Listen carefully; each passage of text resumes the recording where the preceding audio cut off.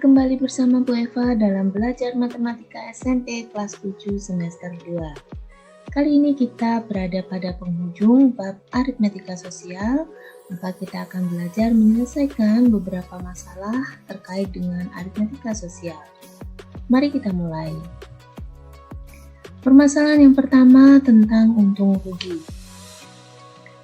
Contohnya seperti ini. Pak Dudung membeli sepeda motor bekas dengan harga 5 juta rupiah.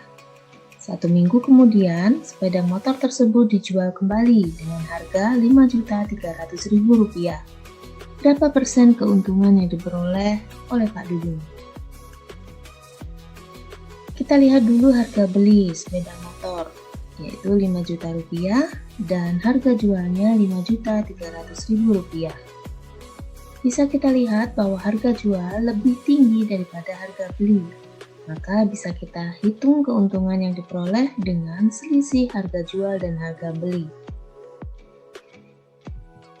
Nah, keuntungan yang diperoleh Pak Dudung sebesar Rp300.000.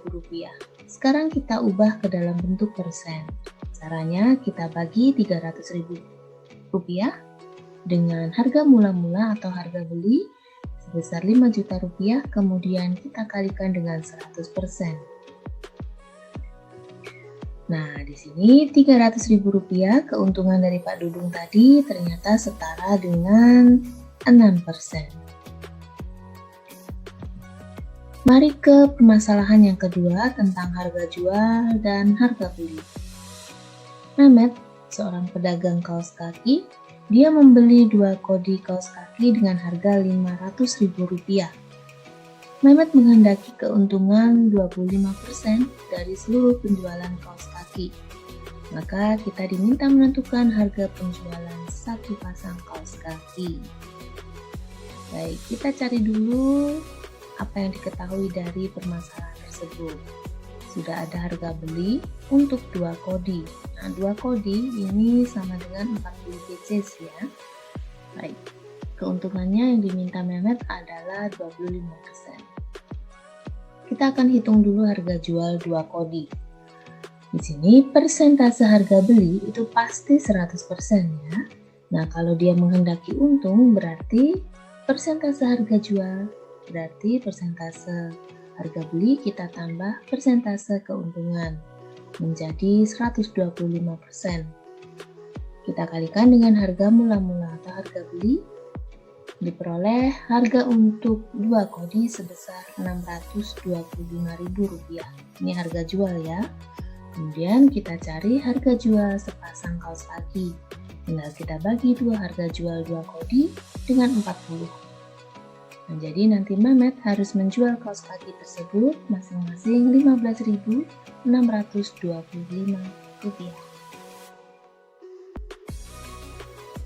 Berikutnya tentang bunga tunggal. Santi menabung di bank sebesar Rp1.200.000. Jadi itu modalnya. Bank memberikan suku bunga tunggal 5% per tahun.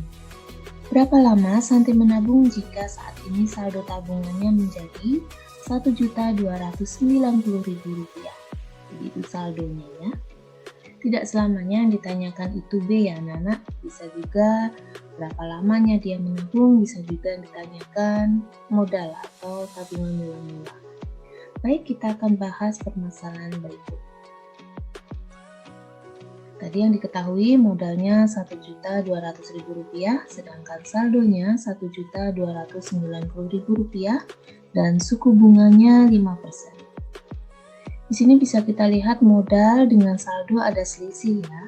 Nah, selisihnya itu pasti adalah bunga yang diperoleh oleh Santi. Kita hitung selisihnya Rp90.000. Berarti selama kurun waktu tertentu dia menabung, Santi memperoleh bunga sebesar Rp90.000. Nah, sekarang kita bisa menentukan namanya dia menabung dengan rumusan seperti ini. Nah, anak bunga di sini adalah selisih dari saldo dan modal. Jadi bisa kita tuliskan bunga di sini menjadi Rp90.000. Nah, persamaannya ini menjadi seperti ini. Kita sederhanakan yang bisa kita bagi dulu. Nah, jadi seperti ini bentuknya. 90.000 sama dengan T kali 5 kali 1000. Nah, 5 kali 1000, Rp5.000 ya. Sekarang letaknya saja yang kita geser, kita tukar. Jadi yang ada 5 kali T kali 1000 ini kita pindah ke ruas kiri. Nah, tidak merubah makna ya. Lalu tinggal kita hitung T dengan cara membagi Rp90.000 dengan Rp5.000. Jadi untuk memperoleh bunga sebesar Rp90.000, Santi sudah menabung selama 18 bulan.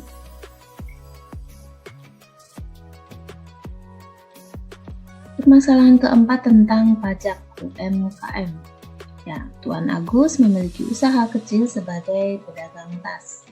Omset penghasilan 1 bulan Rp15 juta. Dengan omset sebesar Rp15 juta sebulan secara tidak langsung, maka Tuan Agus sudah memenuhi syarat untuk menggunakan PPh final atau pajak UMKM sebesar 0,5%. Hitung pajak yang harus dibayar Tuan Agus. Nah, di sini omsetnya sudah 1 bulan 15 juta, jadi kita tinggal menghitung pajaknya saja. 0,5% kali 15 juta. Kita sederhanakan, yang bisa kita sederhanakan ya, dibagi 100, lalu 150.000 kita kalikan dengan 0,5. Jadi selama 1 bulan Tuan Agus harus membayar pajak sebesar Rp75.000.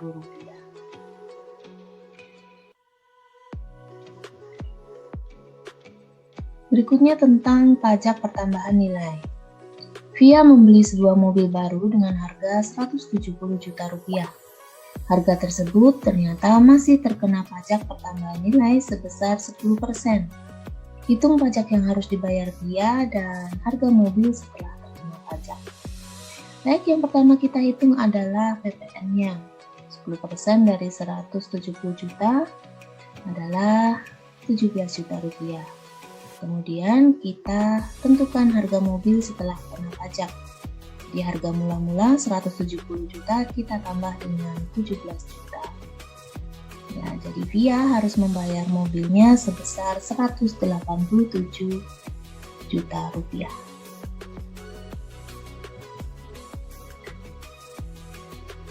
Sekarang tentang diskon. Perhatikan tabel, di situ ada harga baju dan celana untuk di beberapa toko. Harga baju dan celana ternyata semuanya sama. Yang membedakan adalah besarnya diskon di masing-masing toko. Yuni memiliki uang sebesar Rp200.000. Dia ingin membeli 1 baju dan 1 celana. Agar sisa uangnya paling banyak di toko mana saja dia harus membeli. Tapi di sini aturannya Yuni boleh memilih toko mana yang menurutnya menjual pakaian dan celana paling murah. Jadi beli baju boleh di toko yang berbeda dengan dia membeli celana. Apakah ada uang sisa dari uang Yuni? Ya, mari coba kita hitung ya. Nah, kita buat tabel tambahan di sini untuk harga diskon masing-masing untuk baju dan celana. Nah, untuk menghitung diskon kalian pasti sudah bisa ya. Baju didiskon 25%, harganya menjadi Rp60.000, sedangkan celana didiskon 10% menjadi Rp90.000. Itu harga di Toko Jaya. Untuk di Andini Busana, baju menjadi Rp64.000, sedangkan celana menjadi Rp85.000. Di Toko Selaras, baju harganya menjadi Rp68.000, sedangkan celana menjadi Rp80.000. Di Bagus Fashion, baju harganya Rp72.000, sedangkan celana harganya Rp75.000. Nah, sekarang kita lihat di sini untuk harga termurah untuk baju ya ada di Toko Jaya. Sedangkan harga termurah untuk celana ada di Bagus Fashion. Berarti nanti Yuni harus membeli baju di Toko Jaya dan celana di Toko Bagus Fashion. Kalau kita jumlah di situ belanjaannya tidak sampai Rp200.000 ya. Berarti uang Yuni ada sisa. Kita hitung dengan kurangkan uang Yuni mula-mula dengan jumlah belanjaan. Nah, jadi uang Yuni masih ada sisa sebesar Rp65.000.